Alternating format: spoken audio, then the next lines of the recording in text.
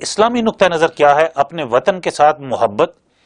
اور اس وطن کے ساتھ محبت جہاں سے آپ ہجرت کر کے اپنے نئے وطن میں آ گئے ہیں؟ تو کیا آپ ہمیں رہنمائی فرمائیں گے؟ کیا ہمیں یہ کرنا چاہیے، نہیں کرنا چاہیے، یا اس کا کیا اسلامی نقطہ نظر کیا ہے؟ نحمدہ ونصلی علی رسولہ الکریم، اما بعد، سب سے پہلے میں آپ کو اپریشیٹ کروں گا کہ دو خوبصورت ٹاپک اور انتہائی ضروری ٹاپک اور وقت کی اور حالات کی ضرورت ہے وہ آپ نے چوز کیے ہیں۔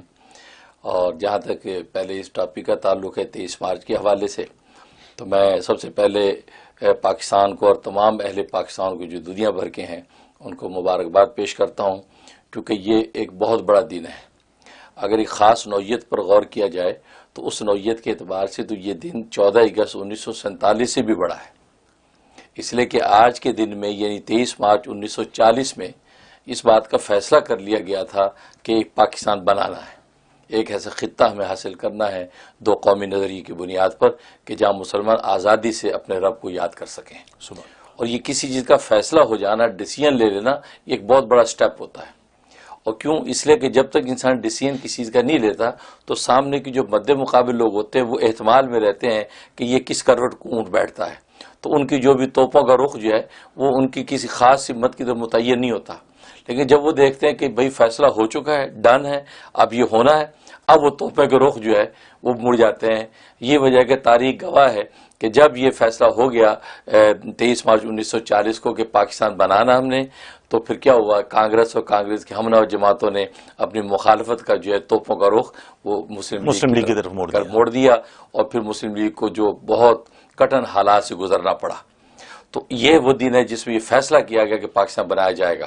اور اس پر پھر یہ قائد اعظم محمد علی جناح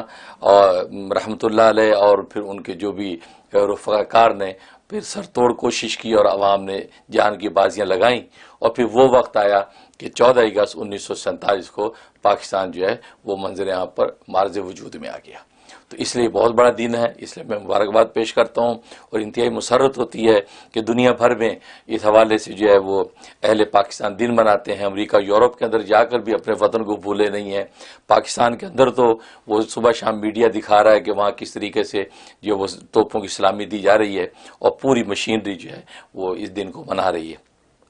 اور یہ بات آپ کی بڑی خوبصورت ہے کہ ہم امریکہ یورپ میں آ گئے، کہ نئے وطن نئی دنیا میں آ گئے ہیں، تو پاکستان کے ساتھ اب ہمارا جو قلبی تعلق ہے وہ وطن سے جو محبت، اس کی شرعی حیثیت کیا ہے؟ یہ تو وہ شرعی حیثیت ہے جو فطری جذبہ ہے، کیونکہ وطن سے محبت ایک فطری جذبہ ہے، اور دین اسلام دین فطرت ہے۔ یہ کبھی کسی فطری جذبے کی نفی نہیں کرتا بلکہ فطری جذبے کی تائید کرتا ہے۔ اور یہ ایسا فطری جذبہ ہے کہ خود ہمیں سرکار دو عالم صلی اللہ علیہ وسلم کی زندگی میں سے ہمیں اس حوالے سے یہ بات ملتی ہے کہ نبی کریم صلی اللہ علیہ وسلم کو جب مکہ کو چھوڑنا پڑا، جو ان کا وطن تھا، اور وہیں پیدا ہوئے، وہیں گرو ہوئے، اور وہ وطن چھوڑنا پڑا، تو حدیث میں آتا ہے کہ جب وہ گزر رہے تھے تو ایک مقام پہ پہنچے تو وہاں سے ان کو نظر آ رہا تھا مکہ، تو انہوں نے مکہ کو خطاب کیا، آنکھوں سے آنسو جاری تھے اور دل فگار آنکھیں اشکبار تھیں، اور کہا کہ اے میرے شہر مکہ، مجھے تجھ سے بہت محبت ہے، میں تجھے نہ چھوڑتا، کاش اگر جو تیری قوم مجھے اس کو چھوڑنے پر مجبور نہ کرتی تو میں کبھی تجھے چھوڑ کر جدا نہ ہوتا۔ یہ جذبہ لے کر گئے۔ مدینہ جب گئے تو اداس رہتے تھے، نبی اداس ہے، اور نبی کی اداسی کو تو نبی کا خدا ہی سمجھتا ہے، تو نبی پاک صلی اللہ علیہ وسلم کی اس اداسی کو اللہ تبارک و تعالیٰ سمجھتے تھے، اور اداسی اپنے وطن کی ہے۔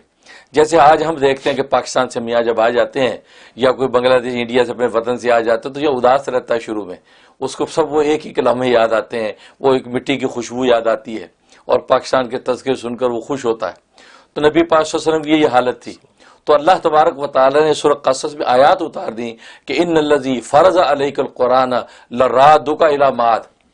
کہ بے شک اللہ تبارک و تعالی نے قرآن کریم جو ہے وہ آپ پر فرض کیا کہ آپ قرآن کے احکام انسانوں کو پھیلائیں، لیکن اللہ وعدہ کر رہا ہے کہ لرادک الی معاد، آپ کو اپنے اصل وطن کی طرف میں ضرور لٹاؤں گا۔ سبحان اللہ۔ جب یہ آیت آئی تو آپ کے دل کو تسلی ہوئی، اور جبرائیل نے کہا آپ اداس نہ رہا کریں، اس لیے کہ اللہ نے آپ سے وعدہ کر لیا ہے کہ آپ کو اپنا وطن عزیز مکہ دوبارہ دیا جائے گا۔